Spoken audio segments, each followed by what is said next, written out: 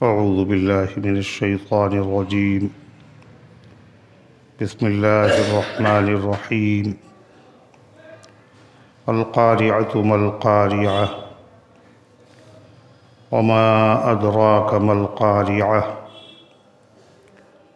یوم یکون الناس کالفراش المبثوث وتکون الجبال کالعہن المنفوش فأما من ثقلت موازينه فهو في عيشة راضية وأما من خفت موازينه فأمه هاوية وما أدراك ما هي نار حامية صدق اللہ العظیم۔ محترم حضرات، سامعین کرام، حاضرین مسجد، عزیزوں اور بزرگوں، یہ قرآن مقدس کے 30ویں پارے کی سورہ القارعہ کی پاکیزہ، مبارک، نورانی، مقدس آیتیں ہیں۔ دعا کیجئے کہ اللہ تعالیٰ ان مقدس آیات کی روشنی میں صحیح اور سچی بات عرض کرنے کی توفیق نصیب فرمائے اور ہم سب کو عمل کرنے کی توفیق عطا فرمائے۔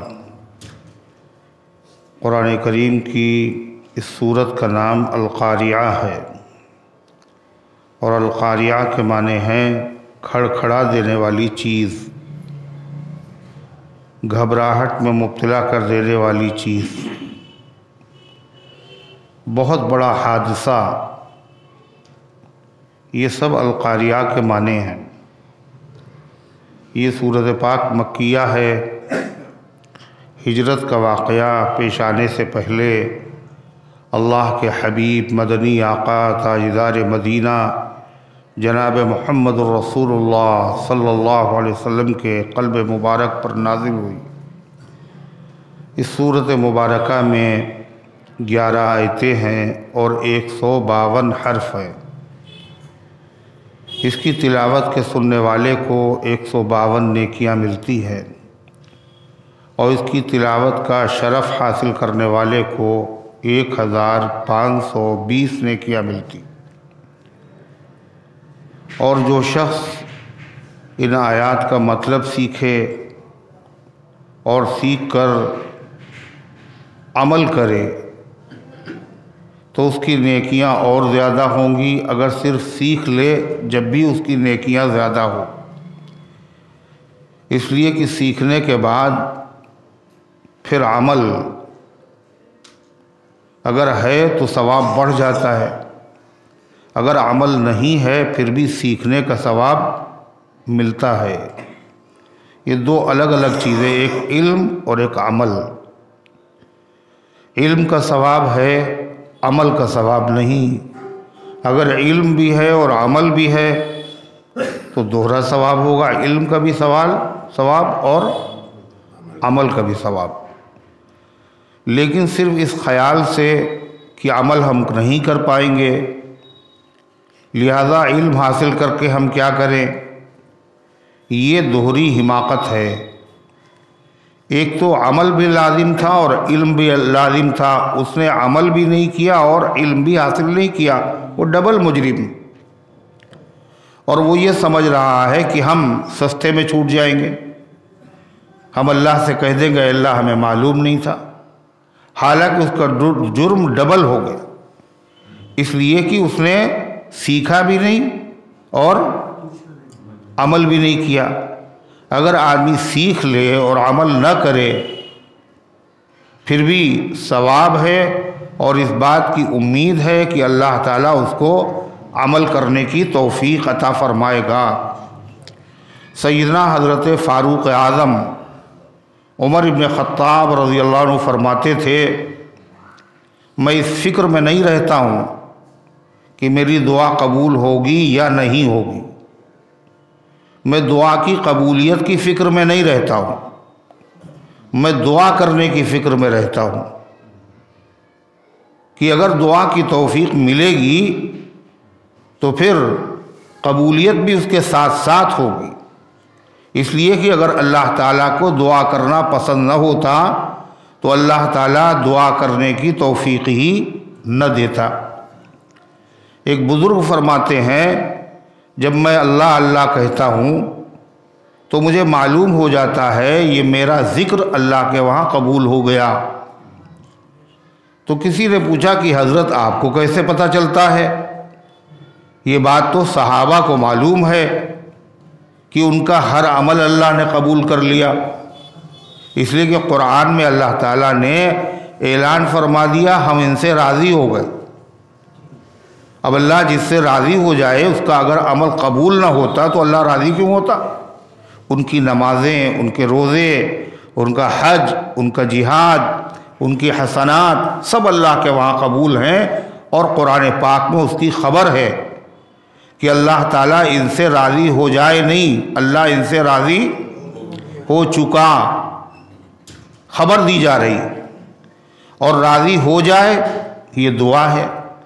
تو صحابہ کے نام کے ساتھ جو رضی اللہ عنہ کہا جاتا ہے اس کا یہ مطلب نہیں، یہ دعا نہیں ہے کہ اللہ ان سے راضی ہو جائے، بلکہ یہ بطور خبر کے کہا جاتا ہے، اپنے عقیدے کا اظہار کیا جاتا ہے کہ قرآن و سنت کی روشنی میں ہمارا عقیدہ یہ ہے حضرت صدیق اکبر رضی اللہ عنہ، صدیق اکبر جن سے اللہ راضی ہو چکا، حضرت عمر جن سے اللہ راضی ہو چکا، تمام کے تمام صحابہ کرام اللہ ان سے اسی دنیا میں ان کو اللہ رضامندی کا پروانہ دے چکا۔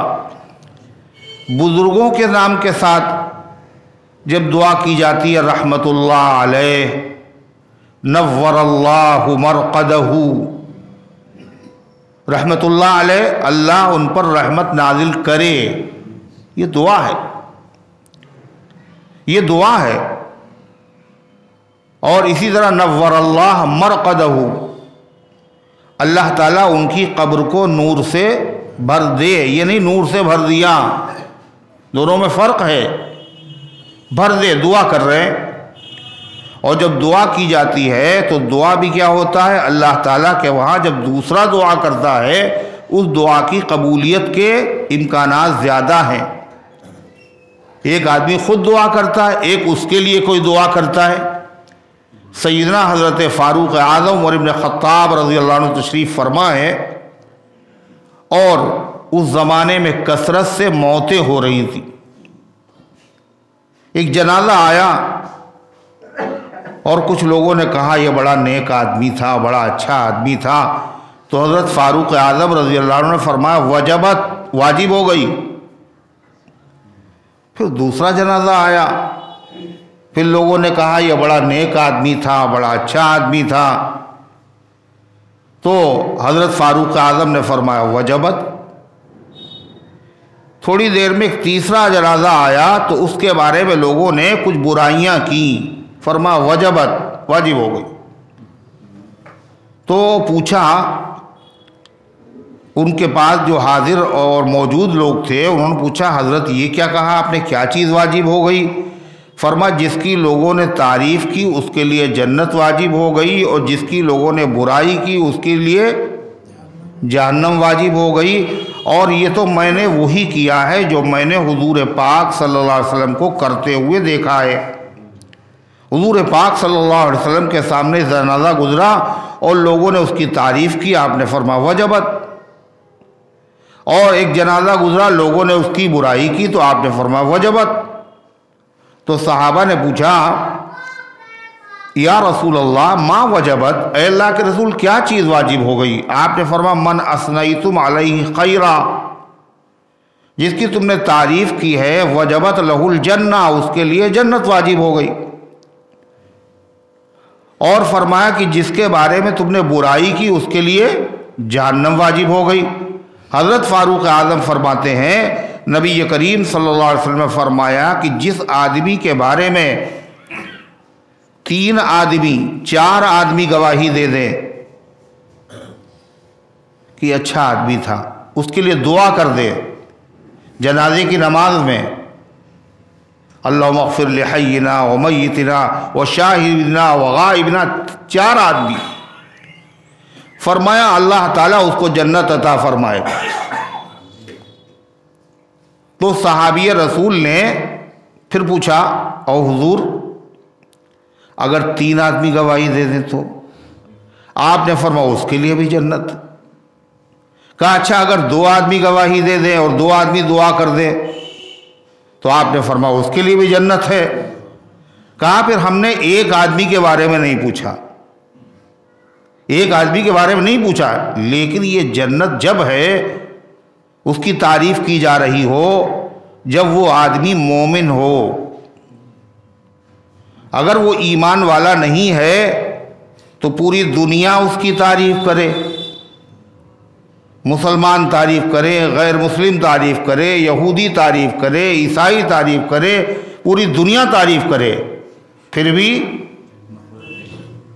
اس کے لیے جنت نہیں ہے۔ اس کی آدمی جنازے کی نماز پڑھے اور پڑھائے اور بہت بڑا عالم پڑھا دے، غیر ایمان والا اگر ہے تو کیا ہوگا؟ اس کی مغفرت نہیں ہوگی۔ اور اگر معلوم ہو جائے یہ ایمان والا نہیں ہے تو جو جنازے کی نماز پڑھا رہا ہے وہ بھی گنہگار ہوگا اور جو پڑھ رہا ہے وہ بھی گنہگار ہوگا۔ اس لیے کہ غیر ایمان والے کے لیے مغفرت کی دعا کرنے سے اللہ تعالیٰ نے اپنے حبیب جناب محمد الرسول اللہ صلی اللہ علیہ وسلم اور تمام ایمان والوں کو قیامت تک جو آنے والے ہیں ان سب کو اللہ نے قرآن میں منع کر دیا ہے، منع فرما دیا۔ ما کان للنبی والذین آمنوا ان یستغفروا للمشرکین، نہ نبی کے لیے جائز ہے اور نہ ایمان والوں کے لیے جائز ہے کہ وہ مشرکوں کے لیے، غیر ایمان والوں کے لیے مغفرت کی دعا کریں۔ قرآن خوانی، ایصال ثواب، یہ سب کیا ہے؟ یہ تو ناجائز ہے، اجازت نہیں۔ اللہ کے رسول صلی اللہ تعالی علیہ وسلم کے چچا، اور کیسے چچا؟ بڑے شفیق چچا، بڑے مہربان چچا، حضور پاک صلی اللہ علیہ وسلم کی جنہوں نے پرورش کی، بہت نازوں سے پالا، بہت محبت کی، اور آپ کو بھی ان سے بڑی محبت تھی، اور ہر آدمی ان کی تعریف کرتا ہے، ہر مسلمان ان کی تعریف کرتا ہے، غیر ایمان والے بھی تعریف کرتے۔ حضرت ابو طالب، ان کا آخر وقت ہوا، حضور پاک صلی اللہ علیہ وسلم تشریف لائے اور ابو جہل اور دوسرے بڑے بڑے مشرک بھی آ کے بیٹھ گئے۔ تو آپ ان سے کہہ رہے تھے اپنے چچا سے کہ آپ کلمہ پڑھ لیجئے۔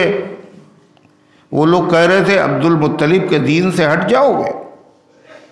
کیا عبد المطلب کے دین سے ہٹ جاؤ گے؟ بار بار یہی کہہ رہے تھے۔ آپ صلی اللہ علیہ وسلم نے فرمایا کہ چچا ایک مرتبہ صرف میرے کان میں کہہ دیجئے،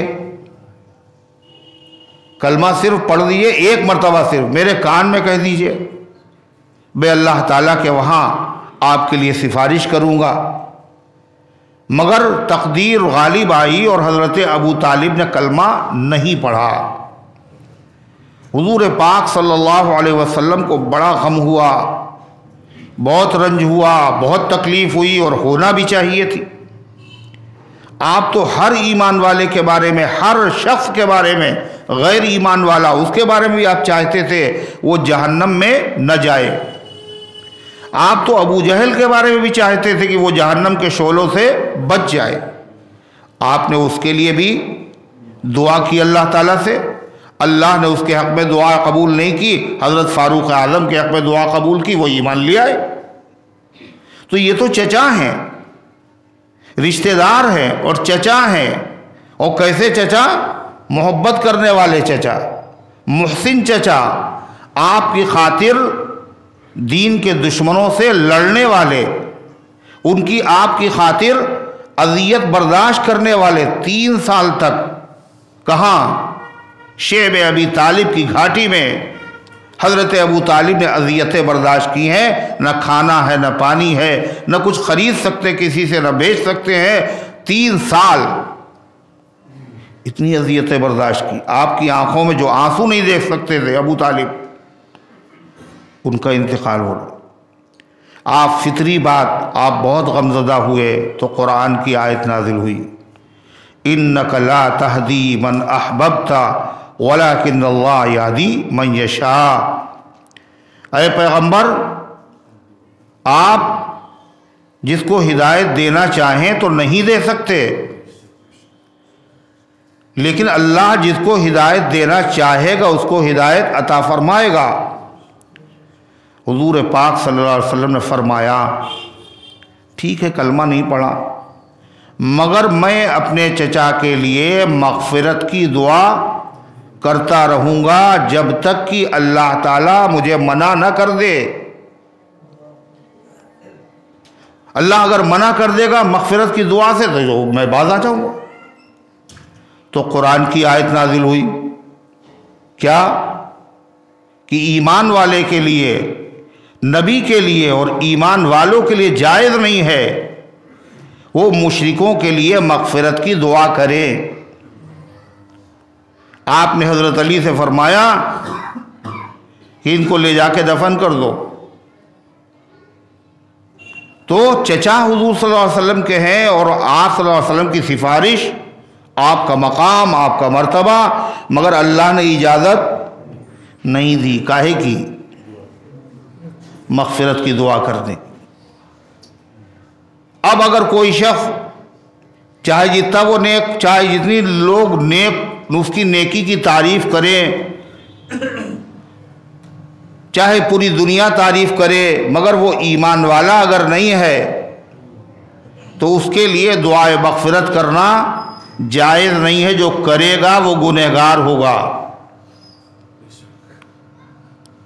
جو کرے گا وہ گنہگار ہوگا۔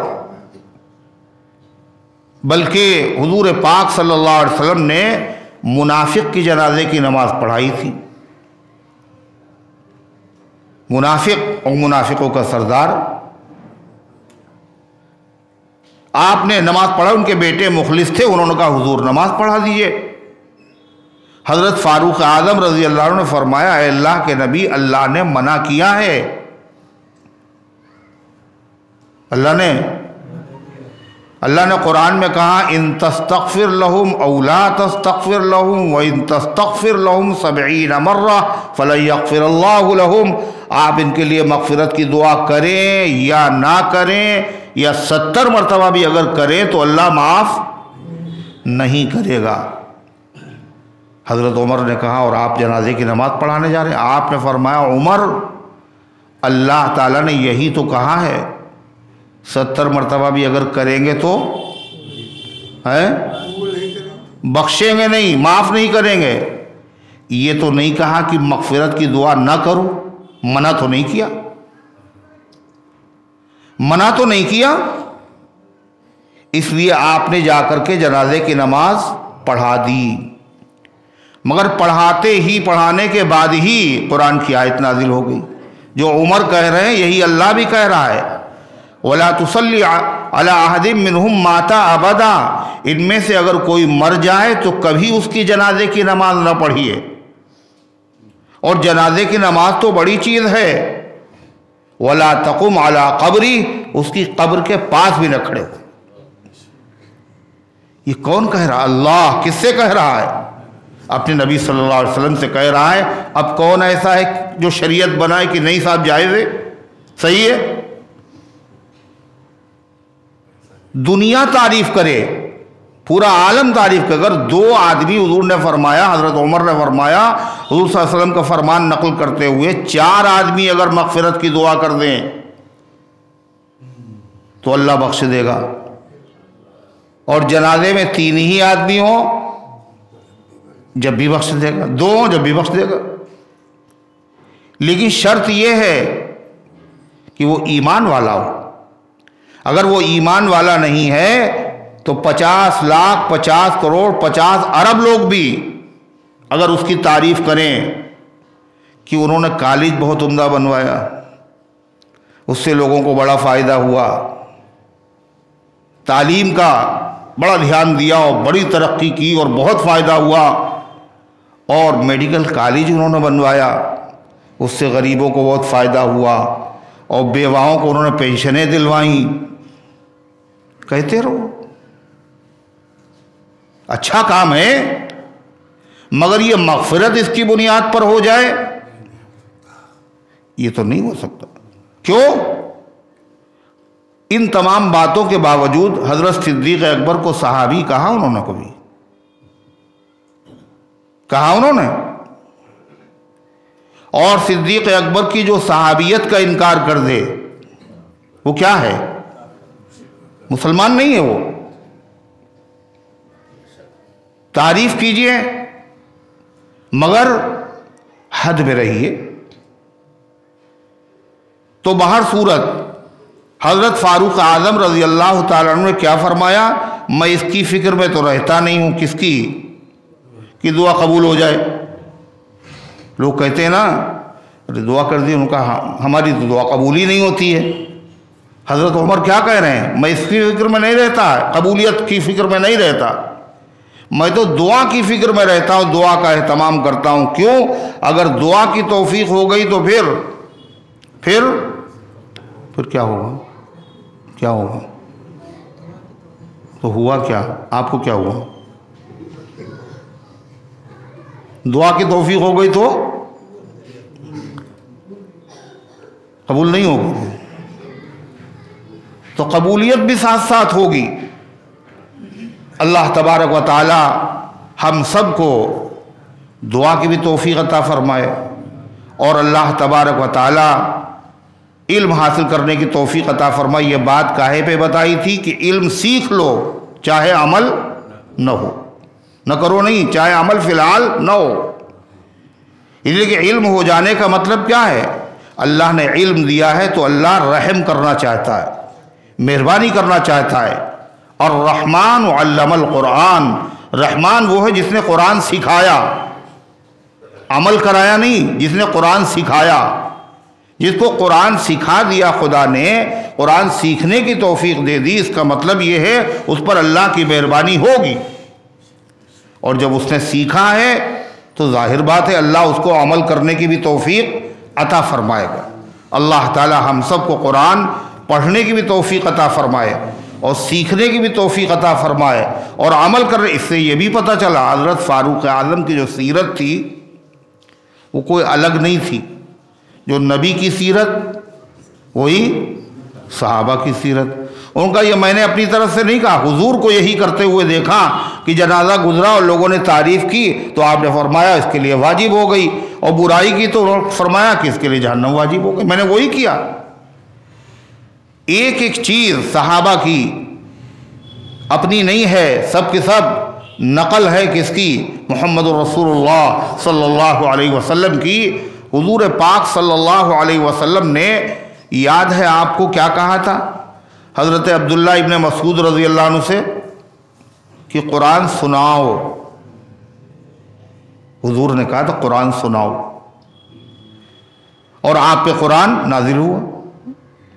انہوں نے بھی کہا حضور آپ پہ تو نازل، آپ فرمایا نہیں، آج دوسرے سے سننے کا جی چاہتا تم سناؤ۔ انہوں نے قرآن سنایا، آپ نے سنا، ایک خاص آیت پر پہنچے تو آپ نے فرمایا بس کرو۔ عبداللہ ابن مسعود نے دیکھا کہ آپ کی آنکھوں سے آنسو بہہ رہے۔ نبی کی سیرت، خود بھی قرآن سنانا، خود بھی قرآن پڑھنا اور دوسرے لوگوں سے قرآن سنانے کی فرمائش کرنا، درخواست کرنا، دوسروں سے قرآن پڑھوا کے سننا، یہ بھی سنت ہے۔ یہی سیرت صحابہ کی۔ وہ صحابی جو سب سے عمدہ جن کی آواز تھی، کیا نام تھا ان کا؟ ہاں بتاؤ، کوئی حرج تھوڑی ہے، مگر ابھی صحیح جواب نہیں آیا۔ ہاں بھائی، ابھی بھی صحیح نہیں آیا جواب، اور بتائیے۔ جی نہیں، حضرت ابو موسیٰ اشعری، انہوں نے بتایا، حافظ عبداللہ صاحب نے، یہ محمود نگر میں رہتے ہیں، انہوں نے بتایا وہ صحابی کون ہے؟ حضرت ابو موسیٰ اشعری۔ حضرت ابو بکر صدیق کے گھر پہ حضور پاک صلی اللہ علیہ وسلم تشریف فرما تھے۔ حضور ابو بکر کے گھر پہ تھے یا ابو بکر حضور کے گھر پہ تھے؟ نہیں، اللہ کے نبی ابو بکر کے گھر پہ تھے۔ اور ایک دن کی بات نہیں ہے، روزانہ کا معمول تھا حضور پاک صلی اللہ علیہ وسلم کا ابو بکر صدیق کے گھر پہ جانے کا۔ کتنا خوش نصیب ہے وہ آدمی جس کے دروازے پہ ایک مرتبہ اللہ کے نبی آئے۔ یہ صدیق اکبر کا گھر ہے، یہاں اللہ کے پیغمبر صلی اللہ علیہ وسلم تشریف لاتے ہیں اور دن بھر روزانہ آتے ہیں، اور کبھی کبھی دو دو مرتبہ آتے ہیں، صبح بھی آتے ہیں اور شام کو بھی آتے ہیں۔ ایک دن جو آئے تو دوپہر میں آئے، ایک دن آئے تو دوپہر میں آئے۔ آپ کے آنے پہ حیرت نہیں ہوئی، آپ کے خلاف معمول آنے پہ حیرت ہوئی کہ سر پہ رومال ہے، چادر ہے پڑی ہوئی ہے، اور بھری دوپہر میں اللہ کے نبی تشریف لائے۔ صدیق اکبر نے کہا کوئی خاص بات ہے، حضور اس وقت آئے، یہ آنے کا ٹائم تو نہیں۔ اور آتے ہی فرمایا جو لوگ ہیں آپ کے پاس ان کو ہٹا دیجئے۔ کہ آپ کہیے یہ سب آپ کے گھر کے لوگ ہیں، یہاں سے بات باہر نہیں جائے گی، یہ کیا ہے؟ دارالایمان ہے، ایمان والوں کا گھر ہے، یہاں کا بچہ بچہ ایمان والا ہے۔ یہ ہجرت کا وقت تھا، آپ اطلاع دینے آئے۔ یہ دوسرا موقع ہے حضور پاک صلی اللہ علیہ وسلم کا، رات کے وقت میں صدیق اکبر کے گھر پہ ہیں آپ، اور حضور اگر ہیں تو پھر کون کون ہوتا ہے آپ کے ساتھ میں؟ کون کون ہوتا ہے؟ حضرت ابو بکر ہوتے ہیں تو ساتھ میں حضرت عمر بھی ہوتے ہیں، عمر بھی ہوتے ہیں۔ جب حضرت فاروق اعظم کا جنازہ رکھا گیا مسجد نبوی کے باہر، روضہ اقدس کے باہر دفنانے کے لیے، تو عبداللہ ابن عباس رضی اللہ عنہ فرماتے ہیں حضور صلی اللہ علیہ وسلم کے چچازاد بھائی، ایک آدمی آیا اور اس نے میرے دونوں مونڈھوں پہ ہاتھ رکھا پیچھے سے اور رونے لگا اور کہنے لگا اب کوئی بچا نہیں ہے جس کے نام اعمال کو دیکھ کر میں تمنا کروں کہ میرا بھی نام اعمال اسی جیسا ہو جائے، اب کوئی نہیں بچا۔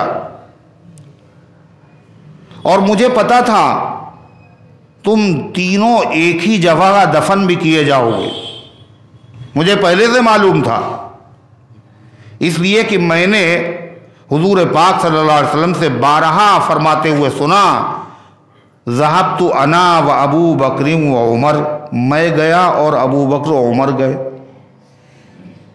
دخلت انا و ابو بکر و عمر، میں داخل ہوا اور ابو بکر و عمر داخل ہوئے، خرجت انا و ابو بکر و عمر، اور میں نکلا اور ابو بکر و عمر نکلے۔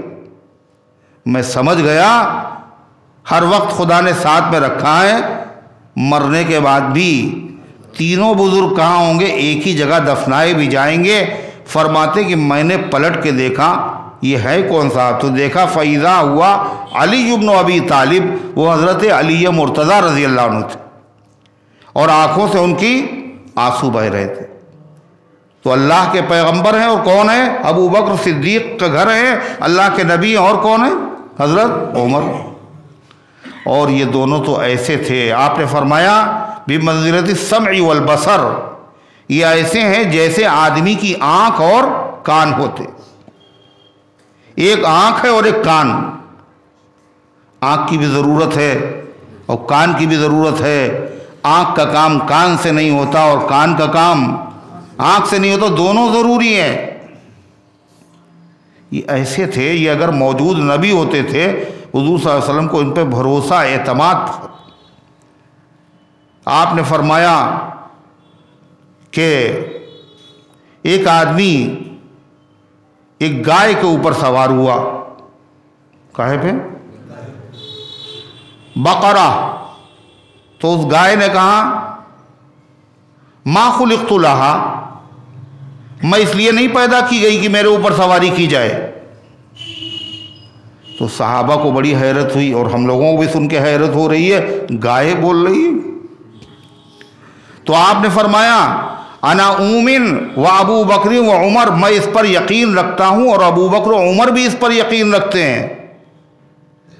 और रावी कहते हैं कि वहाँ अबू बकर व उमर मौजूद भी नहीं थे, मगर हुजूर कह रहे हैं मुझे यकीन है और अबू बकर व उमर को भी यकीन।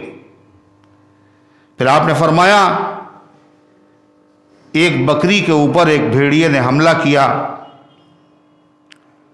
और चरवाहे ने जाकर उससे ज़बरदस्ती उस बकरी को छुड़ा लिया। तो भेड़िया कहने लगा आज तो तुमने छुड़ा लिया है, उस दिन क्या होगा जब भेड़िए का दिन होगा, जब इनका कोई चरवाहा नहीं होगा भेड़िए के अलावा। तो साहबा को हैरत हुई। तो आपने फरमाया अना उमिन व अबू बकर व उमर, मुझे भी इस पर ईमान है और अबू बकर उमर को भी। ये वो दोनों बुजुर्ग हैं। तो हुजूर पाक सल्लल्लाहु अलैहि वसल्लम काहे के लिए उनके घर पे थे? मुसलमानों के किसी ख़ास अहम मामले में मशवरे के लिए। ये दोनों हुजूर पाक सल्लल्लाहु अलैहि वसल्लम के ख़ास मुशीर हैं, वज़ीर हैं। आपने फरमाया कि मेरे 2 वज़ीर आसमानों में हैं और 2 वज़ीर ज़मीन पर हैं। और आसमानों के वज़ीर कौन है? अबू बकर सिद्दीक़ हैं और फ़ारूक है। आसमानों के जिब्रील अलैहिस्सलाम है और मीकाईल अलैहिस्सलाम हैं। और ज़मीन पे मेरे दोनों वज़ीर अबू बकर और उमर रज़ी अल्लाह अन्हु। और ये दोनों वज़ीर कहाँ हैं? आज भी साथ ही में हैं, ज़िंदगी में साथ रहे। मस्जिद नबवी से हुजूर पाक सल्लल्लाहु अलैहि वसल्लम निकल रहे और सिद्दीक़ अकबर का हाथ दाहिने हाथ में और उमर का हाथ बाएं हाथ में, और आपने यूं किया, कहा हाँ कदा नुबअसु यौमल क़ियामति इंशाअल्लाह, इसी तरह क़यामत के दिन उठेंगे भी हम। तो किसी मामले में मशवरा कर रहे थे आप। सबसे पहला मशवरा सिद्दीक़ अकबर का होता था और ज़्यादातर नबी की राय वही होती थी जो अबू बकर सिद्दीक़ की राय होती थी। बहुत से मौके हैं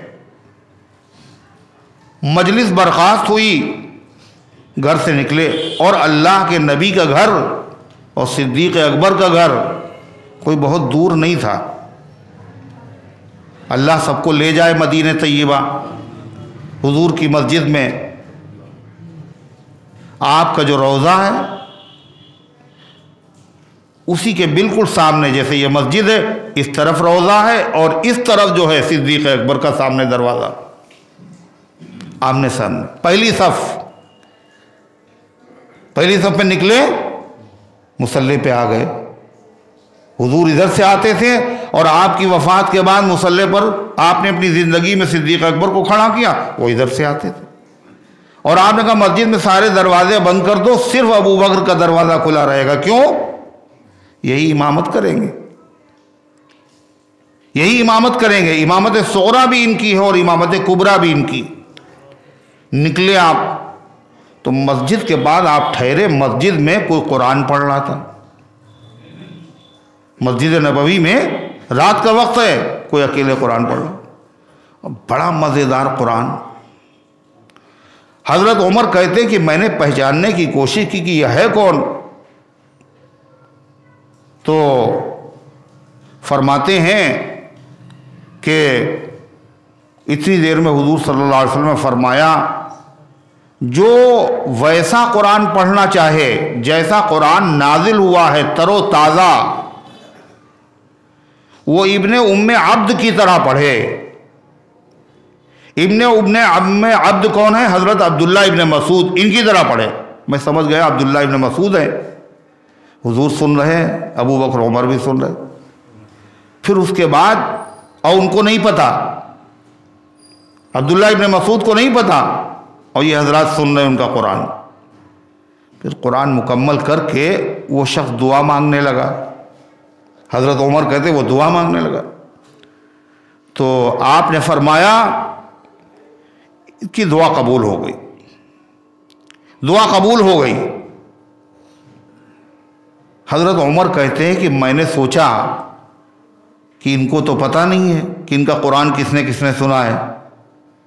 ہم نے بھی سنا ہے، اللہ کے رسول صلی اللہ علیہ وسلم اور صدیق اکبر نے سنا ہے، اور ان کو یہ بھی نہیں پتہ حضور نے کیا کہا۔ جو ویسا قرآن اگر پڑھنا چاہے جیسا کہ نازل ہوا تھا تو عبداللہ ابن مسعود کی طرح، ان کو یہ بھی نہیں معلوم ہے، ان کو یہ بھی نہیں پتہ حضور صلی اللہ علیہ وسلم نے فرمایا یہ اگر دعا مانگ رہے ہیں تو ان کی دعا قبول ہے۔ تو یہ خوشخبری ہے، یہ سب سے پہلے ہم ہی ان کو سنائیں گے جا کر کے۔ لوگ کہتے ہیں نا یہ ہم خوشخبری ان کو سنائیں گے، ان کو بڑی خوشی ہوگی۔ تو حضرت عمر کہتے ہیں میں اس ارادے سے پہنچا عبداللہ ابن مسعود کے پاس کہ میں خوشخبری سنا دوں، تو میں نے دیکھا وہاں ابو بکر صدیق پہلے سے موجود۔ کاہے کے لیے؟ خوشخبری سنانے کے لیے۔ حضرت عمر کہتے ہیں کہ جس نیک کام میں آگے بڑھنے کا میں نے ارادہ کیا ہے تو میں نے دیکھا کہ ابو بکر پہلے سے وہ کام کر چکے ہیں۔ آپ نے ابو موسیٰ اشعری رضی اللہ عنہ کو قرآن پڑھتے ہوئے سنا۔ عائشہ صدیقہ رضی اللہ عنہا حجرہ شریفہ میں دیر سے آئیں۔ عائشہ تمہیں تاخیر ہو گئی؟ کہا مسجد میں ایک صاحب قرآن پڑھ رہے تھے حضور، بہت اچھا لگ رہا تھا۔ عائشہ صدیقہ کا جو حجرہ ہے اور مسجد قریبی میں تو ہے، تو آپ تشریف لائے حجرہ مبارکہ سے، آپ نے بھی سنا، آپ کو بھی بڑا مزہ آیا۔ تو یہ کون صحابی تھے؟ یہ حضرت ابو موسیٰ اشعری تھے۔ تو آپ نے فرمایا لقد اعطیت مزمارا من مزامیر داود، اے ابو موسیٰ اشعری تمہیں تو داود علیہ السلام کو اللہ نے جو گلا عطا فرمایا تھا اور جو ان کو نغمگی عطا فرمائی تھی، اللہ تعالیٰ نے اس کا ایک بڑا حصہ تمہیں بھی عطا فرمایا۔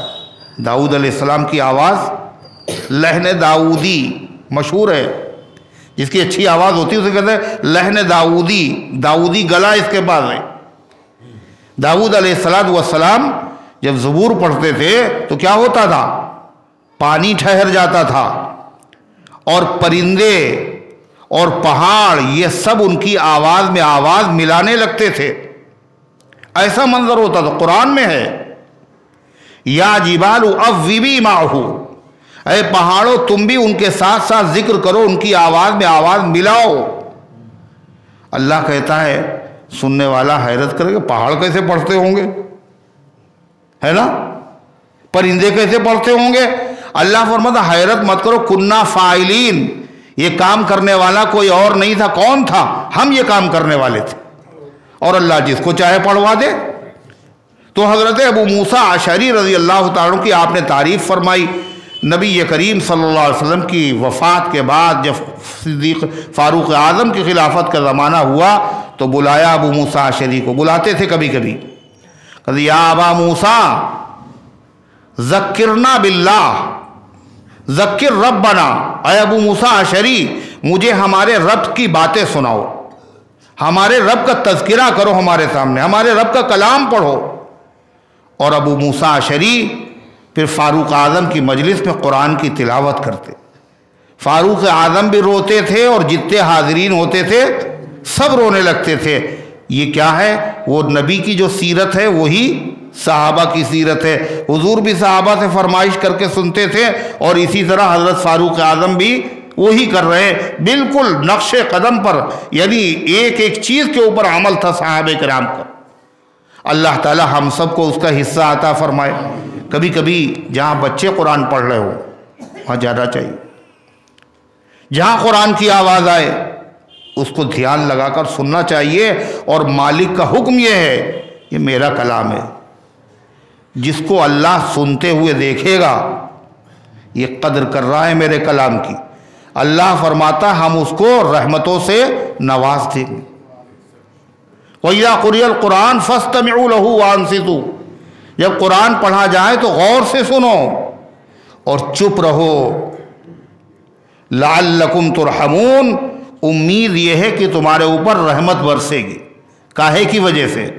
قرآن پڑھنے کی وجہ سے نہیں، صرف قرآن پاک کے سننے کی وجہ سے، غور سے جب پڑھا جائے پھر کوئی اور کام نہیں ہوگا، پھر سر جھکا کے سونا یہ نہیں ہوگا، پوری توجہ کے ساتھ سنا جائے۔ اللہ تعالی ہم سب کو قرآن پڑھنے کی، سننے کی، سمجھنے کی، اس کے تقاضوں پر عمل کرنے کی توفیق عطا فرمائے۔ تو قرآن کریم کی اس سورت کا نام ہے القاریہ۔ قاریہ کے معنی ہیں زوردار آواز۔ قاریہ قیامت کے ناموں میں سے ایک نام ہے۔ قیامت کے بہت سے نام کیا کیا ہیں؟ ایک نام تو مشہور ہے، کیا؟ قیامت۔ اور سورہ فاتحہ میں قیامت کا ذکر ہے، کہاں پہ ہے؟ کہاں پہ ہے؟ کون سی آیت میں ہے؟ مالک یوم الدین، وہ بدلے کے دن کا مالک ہے۔ یہ بدلے کا دن کون سا ہے؟ قیامت۔ سورہ فاتحہ میں یاد دلایا جا رہا ہے۔ قیامت کا نام قیامت، الساعہ، ساعہ کے معنی لمحہ، گھڑی، قیامت۔ یسألونک عن الساعۃ ایان مرساہا، وہ آپ سے پوچھتے ہیں کہ قیامت کب قائم ہوگی، کب قائم ہوگی؟ الساعہ قرآن میں۔ قیامت کا نام کیا ہے؟ تامہ، فَإِذَا جَاءَتِ الطَّامَّةُ الْكُبْرَى، تامہ کے معنی ہنگامہ، جب ہوگا بہت بڑا ہنگامہ۔ اس سے بڑا ہنگامہ کبھی دنیا میں نہ ہوا ہے اور نہ ہوگا، وہ آخری ہے۔ قیامت کا ایک نام ہے صاخہ۔ کیا ہے؟ صاخہ۔ صاخہ کے معنی بہرا کر دینے والی آواز، اتنی خطرناک آواز جو آدمی کو بہرا کر دے گی۔ فَإِذَا جَاءَتِ الصَّاخَّةُ، جب آئے گی بہرا کر دینے والی، تو کیا ہوگا؟ یوم یفر المرء من اخیہ وامہ وابیہ وصاحبتہ وبنیہ، اس دن آدمی اپنی بیوی سے بھاگے گا، جبکہ بیوی کی حفاظت کے لیے آدمی کھڑا رہتا ہے، اور اپنے بھائی سے بھاگے گا، اپنے بیٹے سے بھاگے گا، ہر ایک سے بھاگے گا۔ اور قیامت کا نام کیا ہے؟ واقعہ، اذا وقعت الواقعہ۔ اور قیامت کا نام کیا ہے؟ حاقہ، الحاقۃ ما الحاقہ۔ اسی طرح قیامت کا ایک نام ہے قاریہ۔ اور جتنی مکی صورتیں ہیں ان تمام صورتوں میں قیامت کا ذکر ہے، بار بار ہے اور تفصیل کے ساتھ ہے۔ پچھلے درس میں بتایا تھا ہم نے کیوں ہے ایسا۔ جہاں جو مرض ہوتا ہے اسی کا علاج کیا جاتا ہے۔ مکے کے لوگ اللہ کو تو مانتے تھے، شرک کرتے تھے، مگر قیامت کا سخت منکر تھے کہ قیامت کیسے ہوگی، مرنے کے بعد دوبارہ زندگی نہیں ہو۔ کیا کہتے تھے؟ اذا مزقتم کل ممزق، کہ تم بالکل چورا چورا اور ریزہ ریزہ ہو جاؤ تب تمہیں زندہ کیا جائے گا۔ ہیہات ہیہات لما توعدون، ہیہات ہیہات لما توعدون، نہیں ہو سکتا، نہیں ہو سکتا جس کا تم سے وعدہ کیا جا رہا ہے، یہ ہوگا یہ ہوگا۔ بڑی شدت سے انکار۔ جب کسی چیز کا انکار جتنی شدت کے ساتھ کیا جاتا ہے تو اس کو ثابت بھی اتنی ہی شدت اور سختی کے ساتھ کیا جاتا ہے۔ اس لیے قرآن پاک کی مکی صورتوں میں جا بجا بار بار اصرار کے ساتھ، دلائل کے ساتھ قیامت کا تذکرہ ہے۔ اس سے پہلی صورت میں کیا، کون سی صورت تھی، کیا نام تھا اس کا؟ اس سے پہلے جو صورت اس کا نام کیا ہے؟ مسلم کیا ہے اس کا نام؟ اتنی دیر میں بولے۔ والعادیات، اس میں کیا آیا تھا؟ آخر میں کیا آیا؟ افلا يعلم اذا بعثر ما في القبور وحصل ما في الصدور، کہ آدمی نہیں جانتا جب قبریں زیر و زبر کر دی جائیں گی اور جب دل کی نیتیں اور دل کے راز باہر کر دیے جائیں گے۔ اس سے پہلے کون سی صورت تھی؟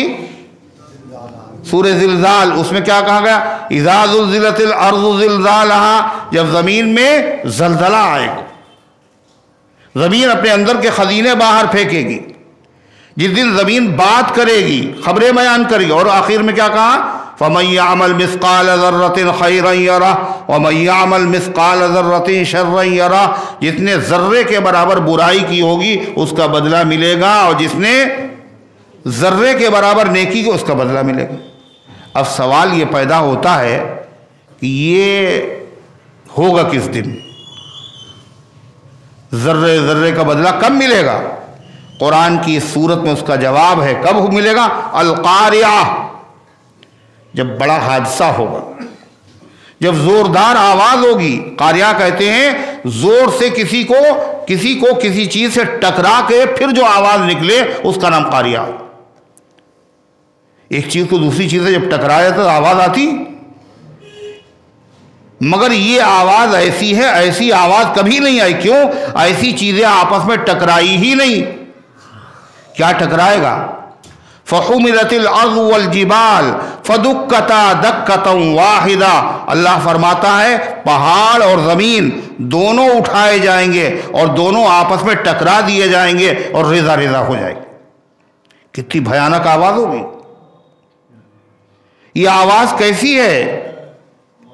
کہا یہ حضرت اسرافیل علیہ السلام کے سور کی آواز۔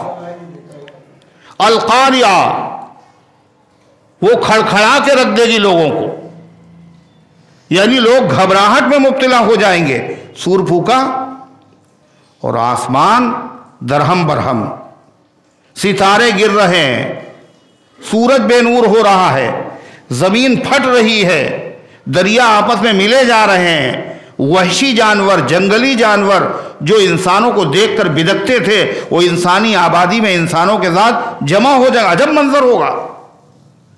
اللہ فرماتا ہے بڑا ہولناک منظر ہوگا۔ پھر کیا کہا؟ القاریۃ ملقاریہ، کھڑکھڑانے والی چیز۔ کیا ہے کھڑکھڑانے والی چیز؟ تم سمجھے نہیں، تم نے یوں ہی سمجھا ہوگا ایسے کوئی گھبراہٹ والی کوئی معمولی حادثہ ہوگا، نہیں۔ وما ادراک ما القاریہ، اور اس کی اہمیت اور ہولناکی بتائی۔ آپ کو پتا بھی ہے کہ قاریہ کیا ہے؟ اور کس سے خدا کہہ رہا ہے؟ سب سے بڑے عالم جناب محمد الرسول اللہ صلی اللہ علیہ وسلم سے کہہ رہا ہے، جنہوں نے آسمان بھی دیکھا ہے اور زمین بھی دیکھی، جنت بھی دیکھی ہے، جہنم بھی دیکھی، عرش بری پہ بھی پہنچے ہیں۔ آپ سے بڑا کوئی عالم خدا کی مخلوق میں نہیں ہے۔ اللہ وما ادراک، اور آپ کو پتا بھی ہے کہ کیا ہے قاریہ۔ یعنی اے پیغمبر، علم چاہے جتنا ہو کسی کے پاس، اس منظر کی ہولناکی کا کوئی آدمی اندازہ کر ہی نہیں، حقیقت نہیں سمجھ سکتا۔ اس سے اندازہ لگائیے کتنا ہولناک منظر ہو۔ اللہ فرماتا اس کی ایک علامت سنو۔ کیا ہے علامت؟ ارشاد فرما اللہ تعالیٰ نے، یوم یکون الناس کالفراش المبثوث، جس دن انسان منتشر متفرق پتنگوں کی طرح ہوں گے۔ فراش وہ پتنگے جو برسات کے زمانے میں بلب پر لائٹ کے پاس آتے ہیں تو کتنے آتے ہیں؟ وہ دو چار ہوتے ہیں، بڑی تعداد میں، خدا جانے کہاں پیدا ہوتے ہیں، کہاں سے آتے ہیں، کہاں چلے جاتے ہیں۔ فراش، فراشہ کہتے ہیں ایک پتنگے کو، بہت سے پتنگے۔ کیوں کہا گیا فراش المبثوث؟ اس بات کو بتانے کے لیے وہ پتنگے تھوڑے بہت ہوتے ہیں۔ قیامت کے روز انسان تھوڑے نہیں ہوں گے بلکہ بہت، کتنے ہوں گے؟ اولین اور آخرین سب اکٹھا ہو۔ پھر وہ پتنگا جو ہوتا ہے وہ بہت طاقتور ہوتا ہے۔ کیا ہوتے ہیں؟ بالکل بے حقیقت، انسان کی نظر میں ان کی کوئی ویلو نہیں ہے، ہوتی ہے۔ انسان بھی قیامت کے دن بے حقیقت ہوگا۔ پھر وہ پتنگے جو آتے ہیں تو آنے میں کوئی ان کی سائٹ اور کوئی سمت مقرر نہیں ہوتی، کوئی ادھر سے آ رہا ہے، کوئی ادھر سے آ رہا ہے، کوئی ادھر سے کوئی ادھر سے، اور ایک طرف جاتے بھی نہیں۔ کہ نشان لگا ہوا ہے کہ سب ادھر سے آ رہے ادھر جا رہے، ایسا بھی نہیں۔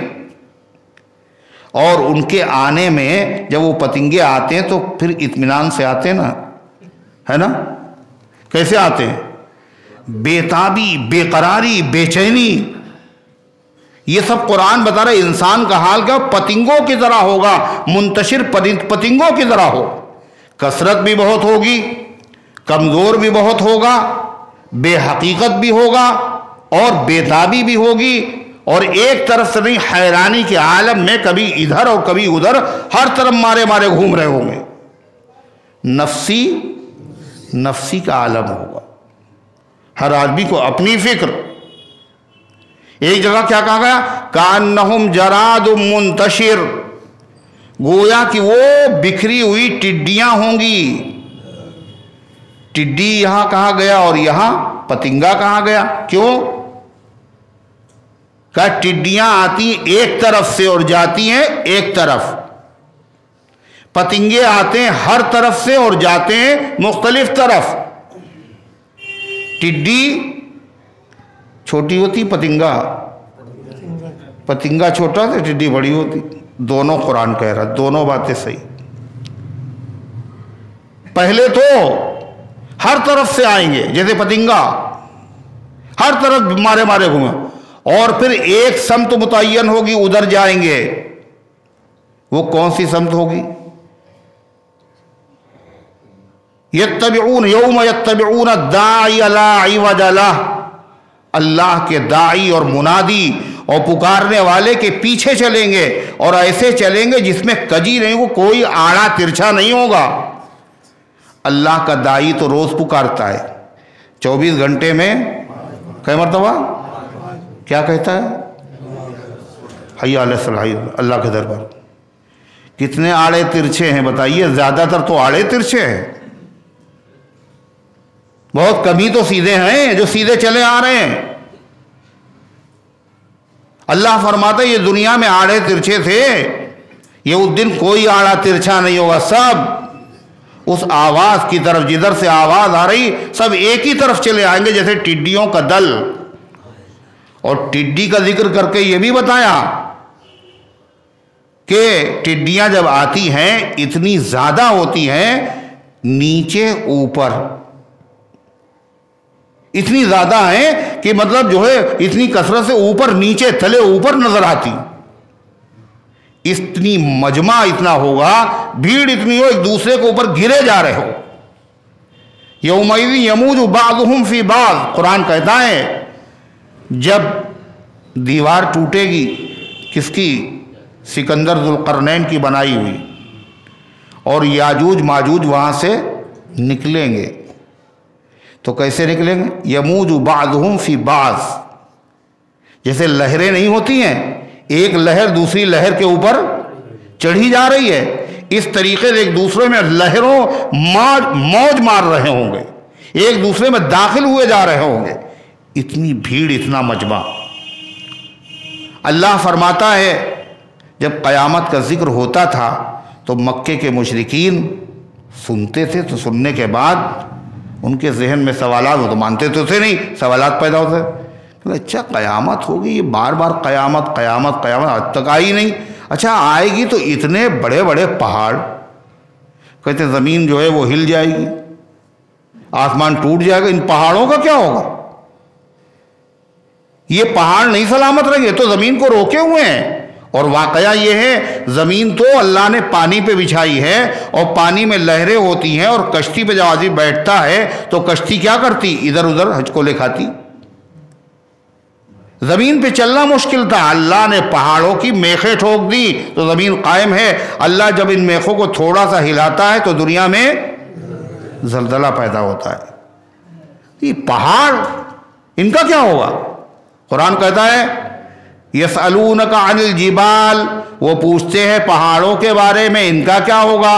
فقل ینسفها ربی نسفا، آپ کہیے اے پیغمبر ان سے بتا دو اللہ کی طاقت کے سامنے پہاڑوں کی کوئی بھی ساتھ نہیں ہے، میرا مالک ان کو ریزہ ریزہ کر کے اڑا دے گا۔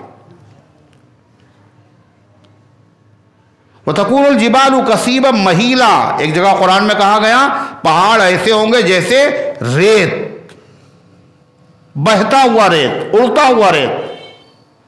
ایک جگہ کہا گیا فکانت ہباء منبثا، یہ پہاڑ ایسے ہو جائیں گے جیسے غبار پریشاں۔ غبار پریشاں، غبار ہو اور وہ منتشر ہو، دکھتا ہے جب کوئی روشندان ہوتا ہے اور اس کے بعد اس میں دھوپ آتی ہے اس سے، تو اس میں باریک باریک چیزیں اڑتی ہوئی دکھائی دیتی ہیں، کہ یہ ہے منبثہ، غبار منبثہ، پہاڑ ایسے ہو۔ قرآن کی آیت میں اللہ کیا بتا رہا ہے؟ ان سے کہو تم پہاڑوں کو لیے پھرتے ہو، قیامت کا دن کیسا ہوگا؟ فرمایا اللہ تبارک و تعالیٰ نے، ارشاد فرمایا، اللہ تعالیٰ فرماتا ہے وَتَكُونُ الْجِبَالُ كَالْعِهْنِ الْمَنْفُوشِ، اور ہو جائیں گے پہاڑ دھنکی ہوئی رنگین اون کی طرح۔ کیسی؟ اون کی طرح۔ اور اون کیسا ہوتا ہے؟ اس میں ریزے ریزے، ریشے ریشے ہوتے ہیں، اور اس کو جب دھنک دیا جائے تو پھر وہ اور ہلکا ہو جاتا ہے، اور اس کے اندر ریشے ریشے اس کے الگ ہو جاتے ہیں۔ پہاڑوں کا یہ عالم ہے۔ پہاڑ اللہ کی سب سے طاقتور مخلوق ہے، لوہے سے بھی زیادہ مضبوط کون ہوتا ہے؟ کون ہوتا ہے؟ پہاڑ۔ کیوں؟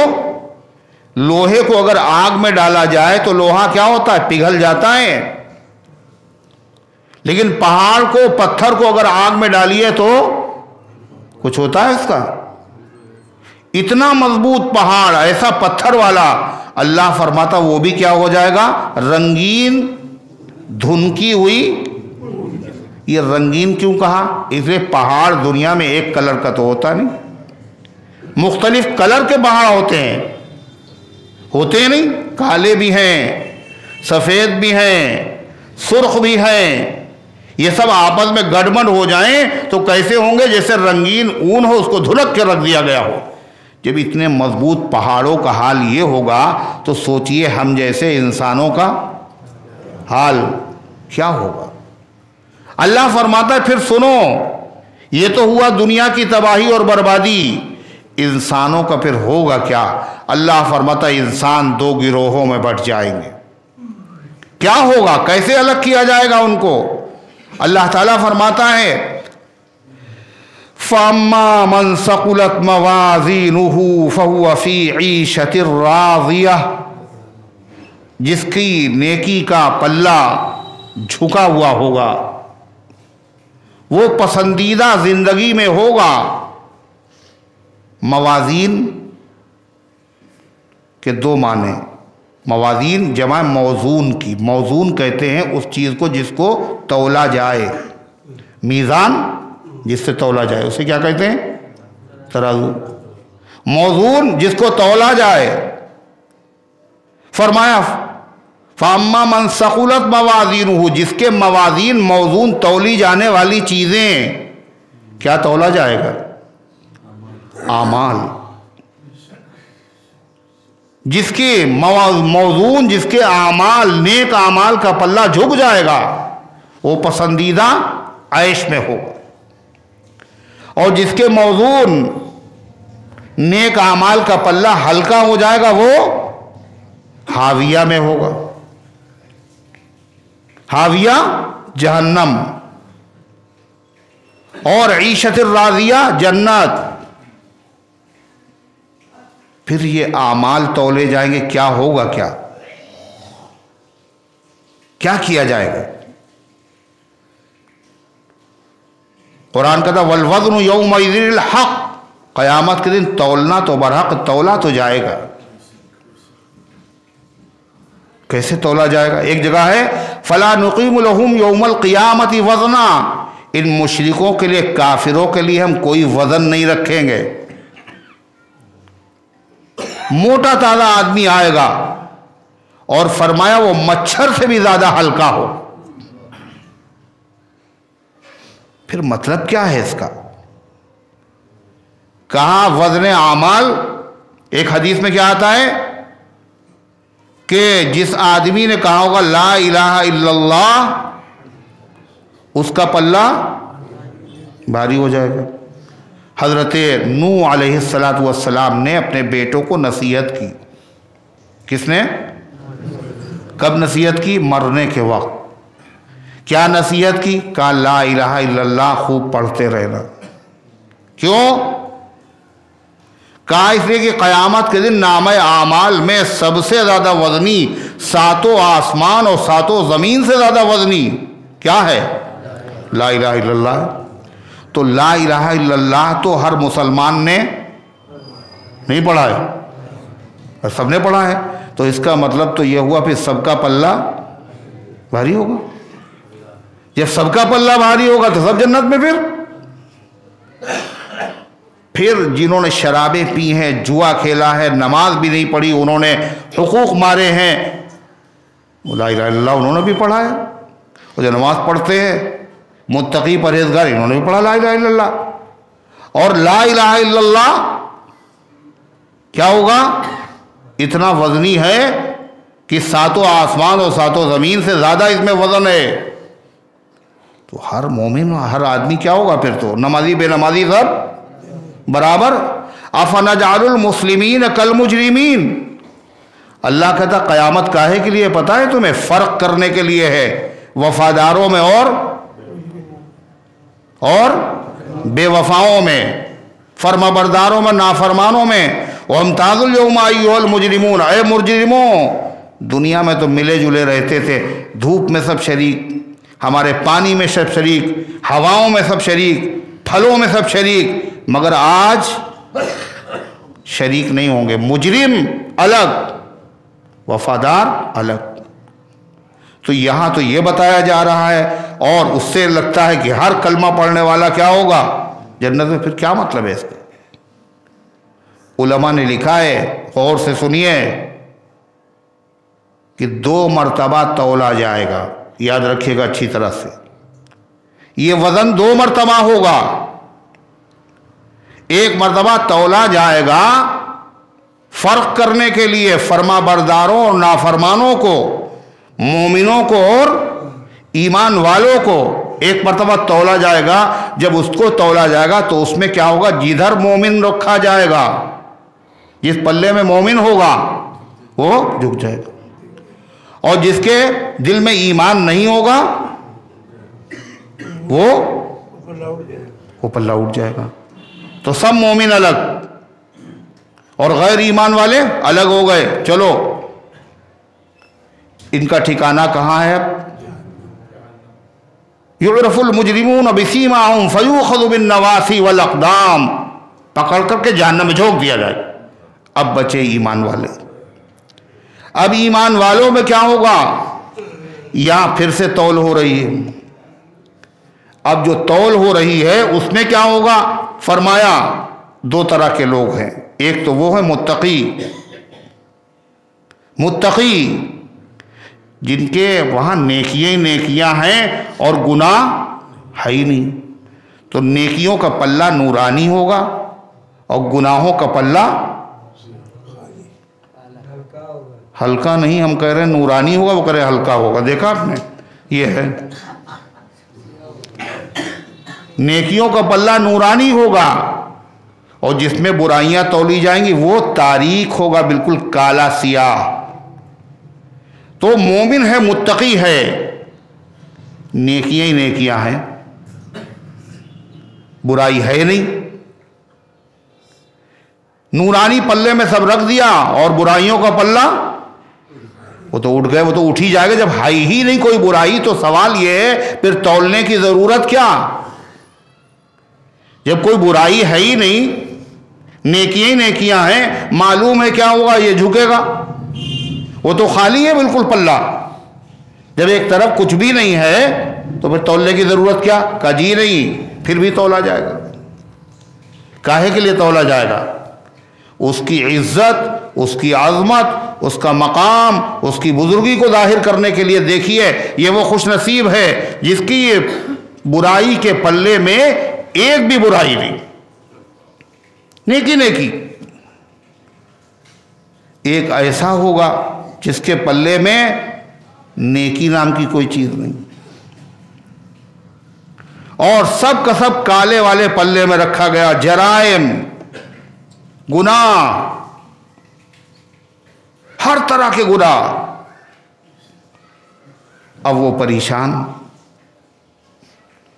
کتنے رجسٹر ہیں؟ کہا 99 ہے۔ اور کتنا بڑا رجسٹر؟ کہا جہاں تک نظر جائے ایسے رجسٹر کتنے؟ 99۔ اور سب میں کیا لکھا ہوا ہے؟ گناہ، جرائم، قصور۔ اللہ اس سے کہے گا بندے سے، یہ جو لکھا ہوا ہے یہ بتاؤ صحیح ہے؟ یہ تم نے کیا تھا یا نہیں کیا تھا؟ ہمارے فرشتوں نے زبردستی لکھ لیا؟ لوگ کیا کہتے ہیں؟ پکڑے جاتے ہیں فرشتوں کے لکھے پر ناحق۔ آدمی کوئی ہمارا دم تحریر بھی تھا، اللہ پوچھے گا کہ ہمارے فرشتوں نے ظلم کیا ہے؟ یہ تم نے نہ کیا ہو لکھ دیا ہو؟ نہیں ہے مالک، یہ سب ہم نے کیا۔ اب وہ سمجھ رہا ہوگا اب تو گئے، نیکیوں کا پلہ خالی ہے۔ اللہ کہے کہ تیری ایک نیکی، ایک پرچہ ہے، ایک بطاقہ ہے، اس میں لکھا ہے لا الہ الا اللہ محمد الرسول اللہ، جاؤ تلواؤ۔ اب وہ کیا کہے گا؟ اے اللہ، ما هذه البطاقہ ما هذه السجلات، اے اللہ اس پرزے کی کیا اوقات ہے اتنے بڑے بڑے رجسٹروں کے سامنے؟ مجھے معلوم ہے جہاں کا میں مستحق ہوں، جو میں جہاں بھیج دیا جاؤں گا وہ جہنم ہے۔ اللہ فرمائے گا لا ظلم اليوم، آج ظلم نہیں ہوگا، جاؤ تو۔ جب وہ جائے گا وہ پرزہ لے کر کے، وہ پرزہ نیکیوں کے پلے میں جو خالی تھا بالکل رکھ دیا جائے گا، اور وہ پلہ ایک دم سے جھک جائے گا۔ فتاشت السجلات، 99 رجسٹر گناہوں سے بھرے ہوئے سب ہلکے پڑ جائے گا۔ وہ چلا جائے گا کہاں؟ جنت میں۔ مگر کہ پھر تو ہم سب لوگ چلے جائیں گے جنت میں۔ ارے لا الہ الا اللہ تو ہم لوگوں نے پڑھا ہی سب لوگوں نے؟ ارے نہیں پڑھا، اس نے تو ایک ہی مرتبہ پڑھا ہوگا۔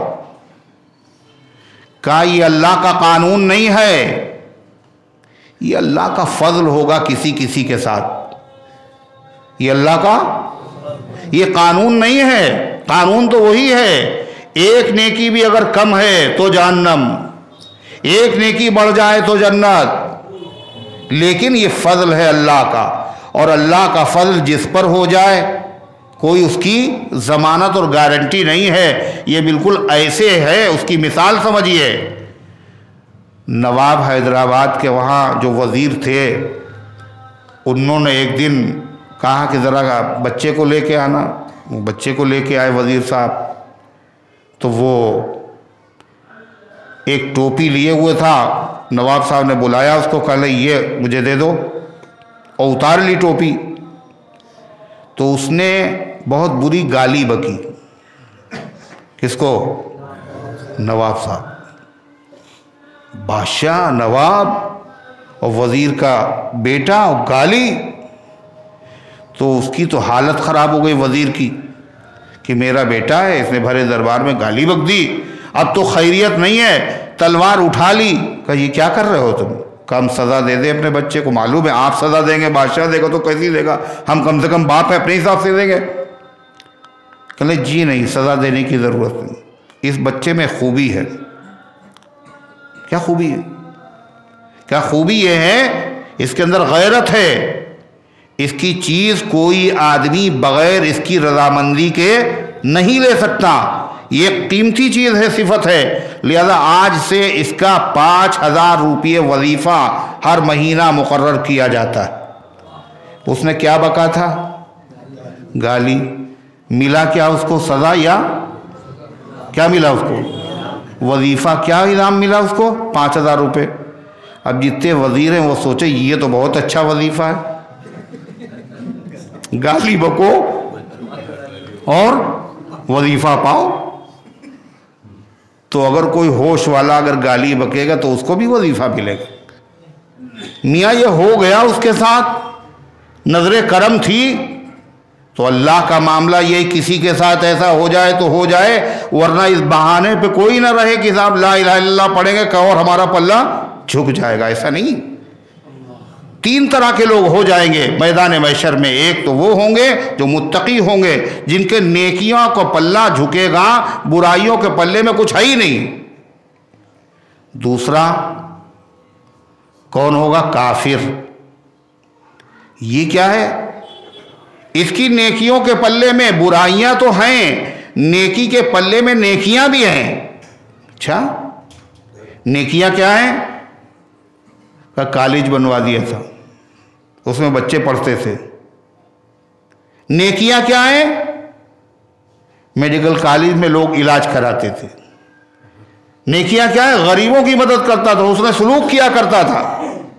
یہ نیکیاں ہیں۔ نیکیاں تو ہیں مگر ایمان کے بغیر اللہ کے وہاں کوئی نیکی معتبر نہیں ہے۔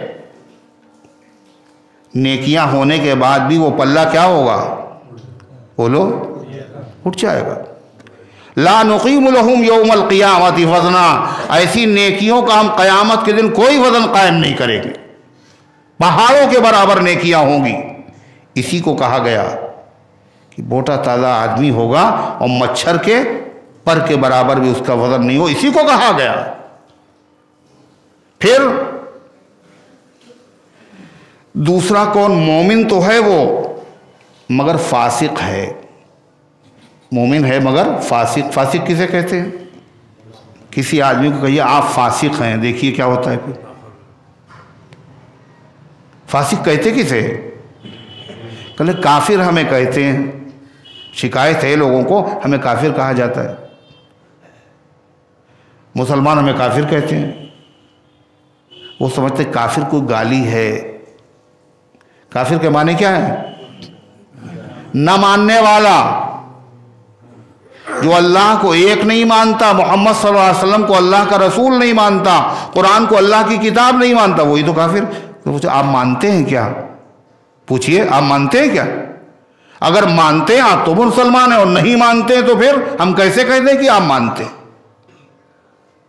یہ گالی نہیں ہے۔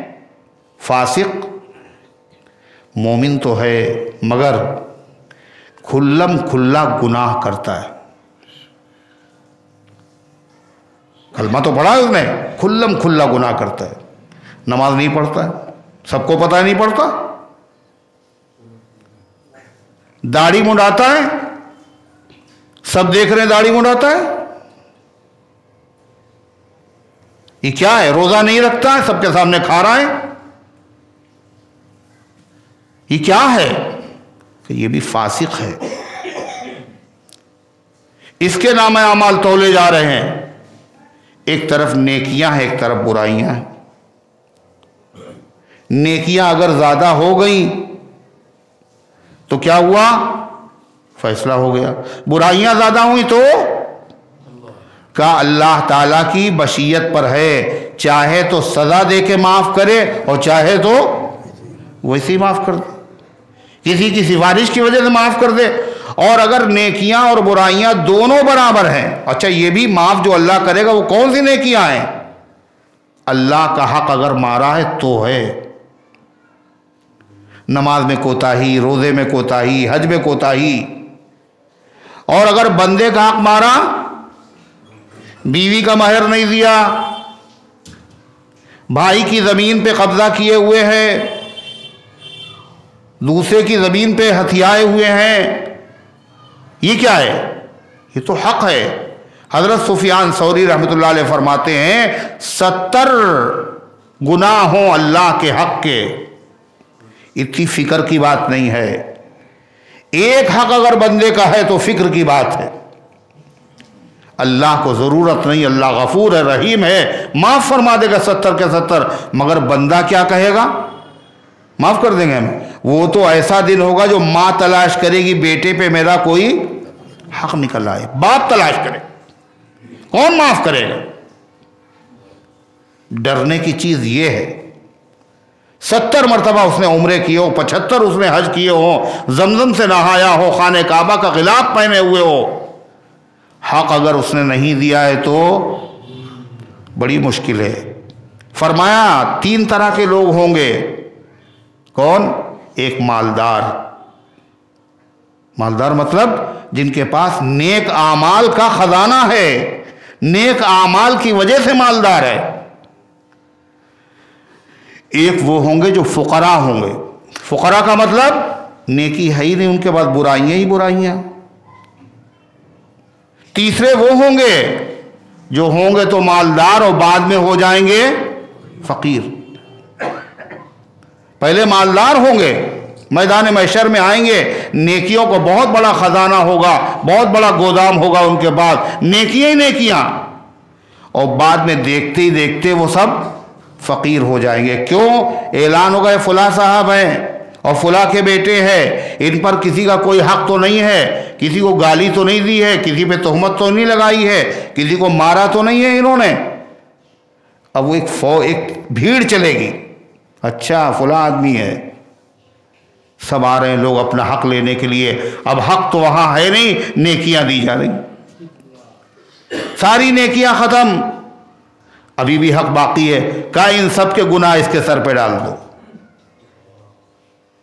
یہ ہوگا میدان محشر میں. اللہ ہماری آپ کی سب کی حفاظت فرمائے.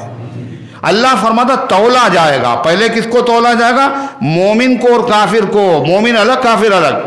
اب ایمان والوں کو تولا جائے گا، ان کی نیکیاں اور برائیاں تولی جائیں گی.